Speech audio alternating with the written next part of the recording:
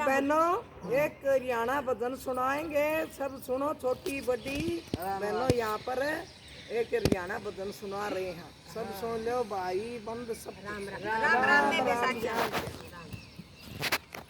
मैं सत्संग सुन के आई थी, मैं सत्संग सुन के आई थी, मेरे राजा जी ने करी लड़ाई, समझ मेरी बात नहीं, मेरे राजा जी ने करी लड़ाई, समझ मेरी बात नहीं। तेरी माँ मेरी दादी न गई, मेरी ताई न गई, मेरी दादी न गई रे, मेरी ताई न गई रे, तो कौन भगतनी आई, समझ मेरी बात रे, तो कौन भगतनी आई, समझ मेरी बात ने।